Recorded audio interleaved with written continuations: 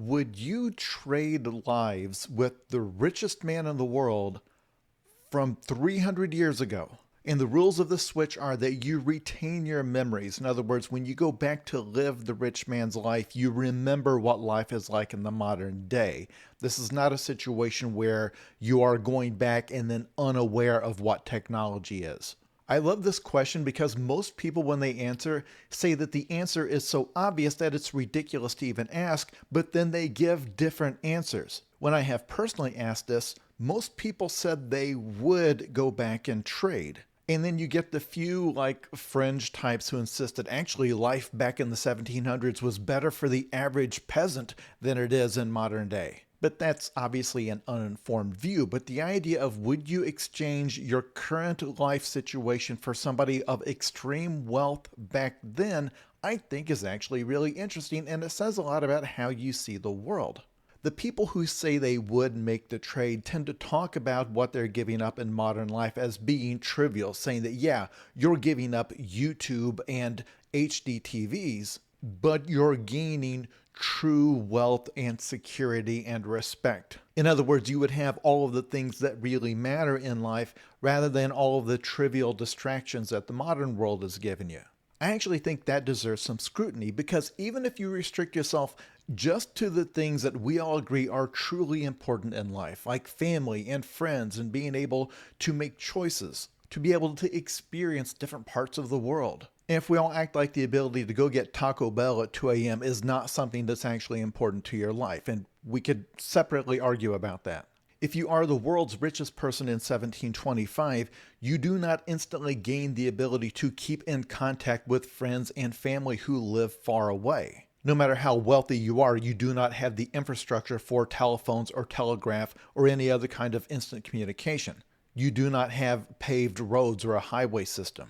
If you write somebody a letter, that's going to be delivered to them on horseback or via boat if they're far away. It's going to take weeks or months, and it's going to take an equal amount of time to hear back from them. None of your infinite wealth back then is going to give you the ability to hear all of the great music in the world anytime you want. It's not going to give you the ability to experience all of the great works of art or to read all of the great books. It's not going to grant you the ability to have conversations with the type of people you would like to talk to. If you are living in the 1700s, no matter how rich you are, you're still living in a culture that has 18th century views on religion and science and gender roles.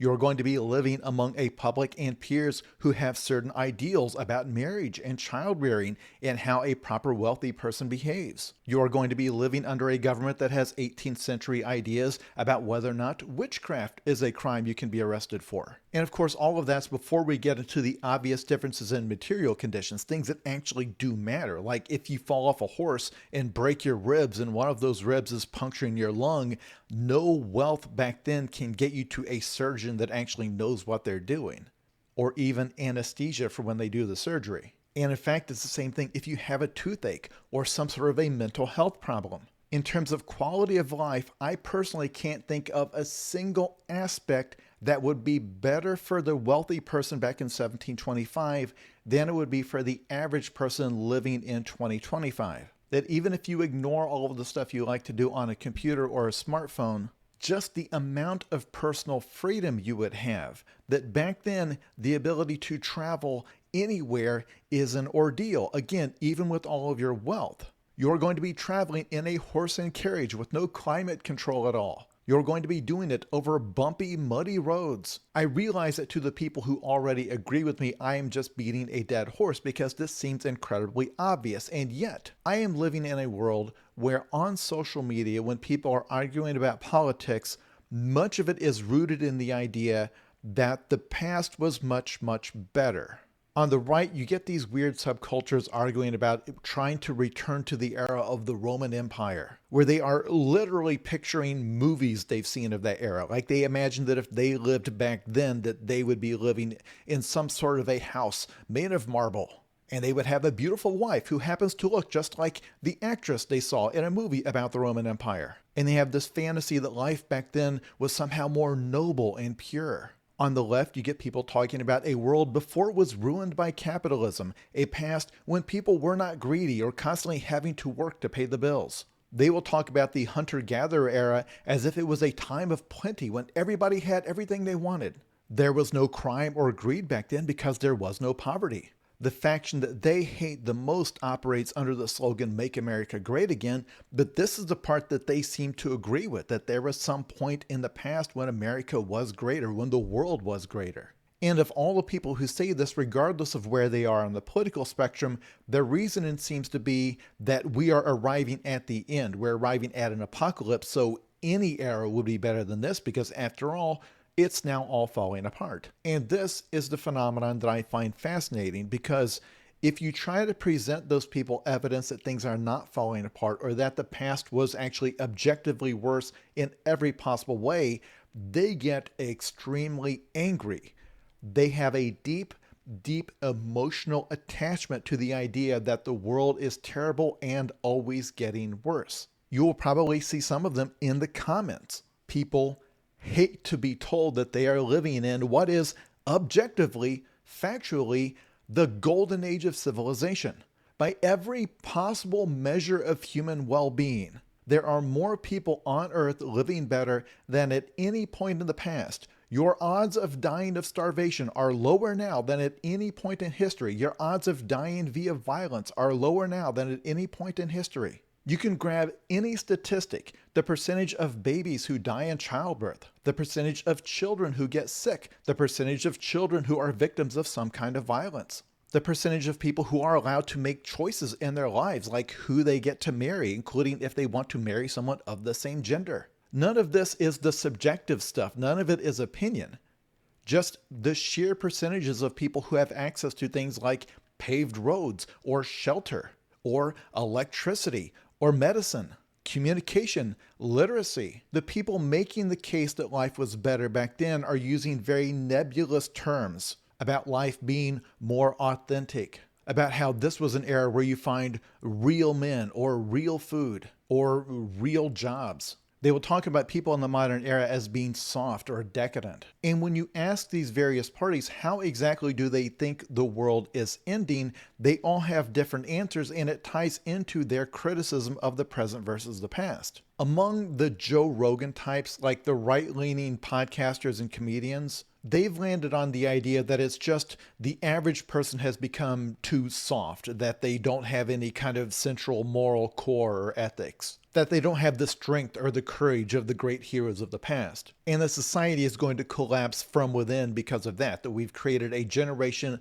of soft men and that we need some kind of a disaster to make men tough again, and then that will fix society. On the left, of course, they will talk about climate change, but it's important to note they will not talk about it the way that scientists talk about it, that it threatens to create a whole bunch of problems that are going to be very expensive to fix, from flooding of coastal areas to making food more expensive to grow, from the spread of certain diseases to stronger hurricanes to refugees fleeing areas that become less habitable. They tend to talk about it the way you would talk about a biblical judgment day, that one day the world is just going to end. And instead of speaking of the solution as a complicated combination of engineering and government policy and all of the things that we're going to have to do to mitigate the sea level rise that we're already in for no matter what we do, they also talk about it as, no, we need to totally reset society and get back to nature, that the problem was we became too ambitious, that humanity has to pay for having gotten too decadent, too far from nature. One reason why I started to dislike talking about politics online is that on social media, where you are mainly confronted with the extremes of both sides, I am hearing from one side that says, look, society has totally fallen apart, so we need to burn it all down and do this. And another side that says, yes, I agree that society has totally fallen apart. I agree that we need to burn it down, but I want something totally different to rise from the ashes. Where what both of them are saying is ridiculous. They have apocalypse fever, something that I have soured on because I grew up with it.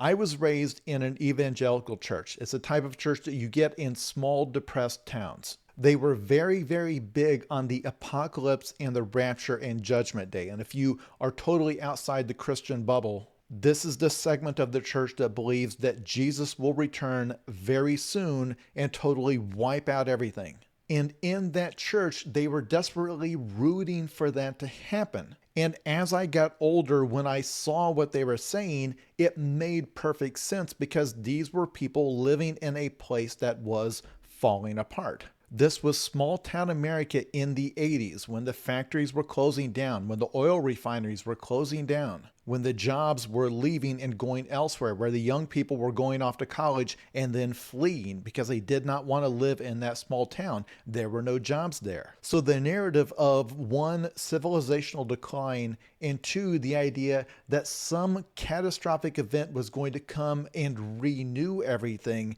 was very appealing. But it was and always has been a coping mechanism.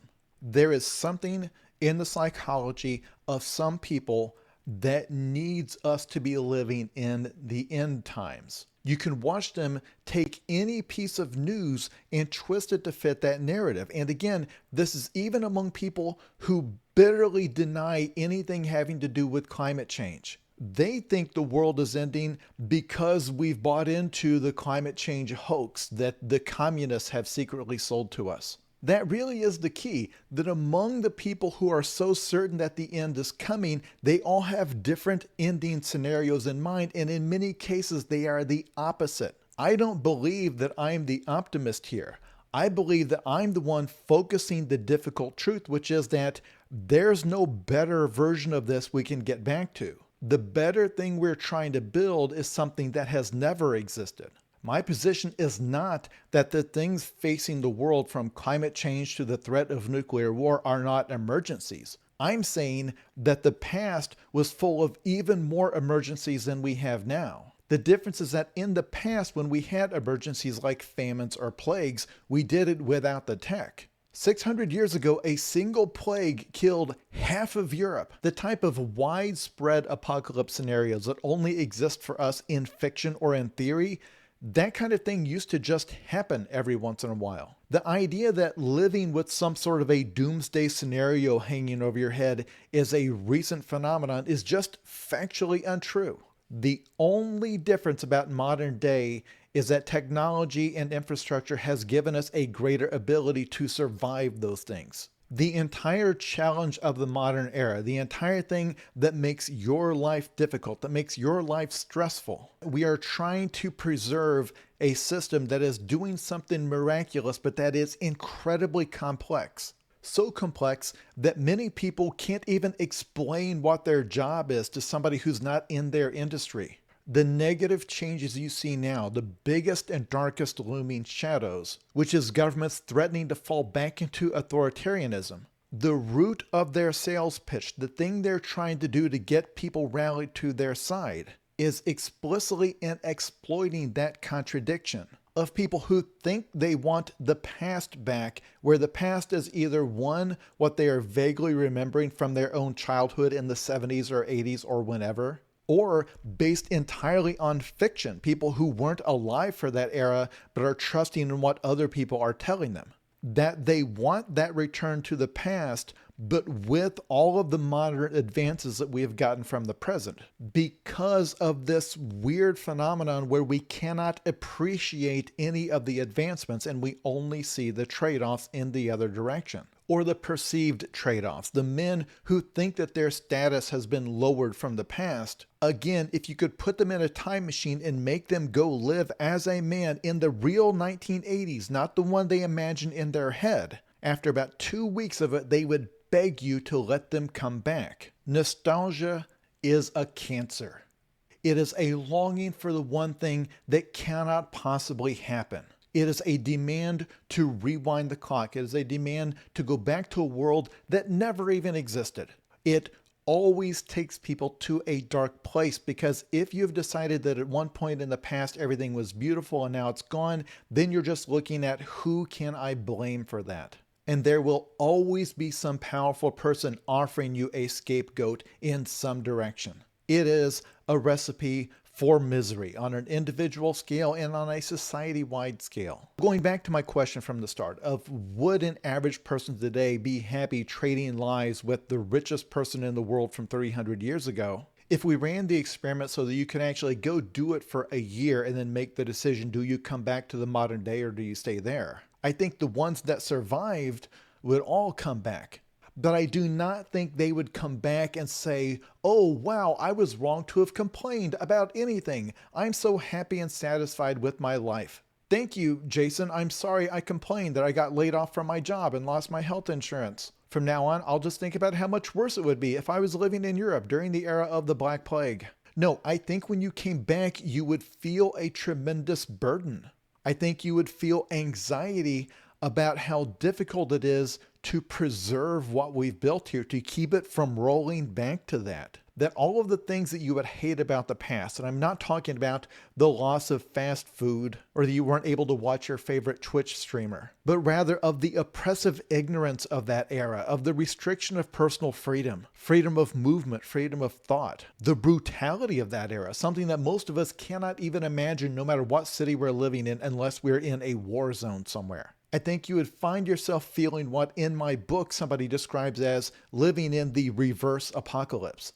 Not the perception that you're living in the end times as things are falling apart, but the realization that there was such a situation in the past and that you have now escaped it, but it is always lingering out there. That this widespread desire to go back to some imagined idyllic past is a form of mass hysteria. The belief that civilization is fragile and that we can lose it and that people have lost it in the past, that's valid, that's true. But the difference between now and then, and if you feel like there's more anxiety now than there was then, it's only in that today we have so much more to lose.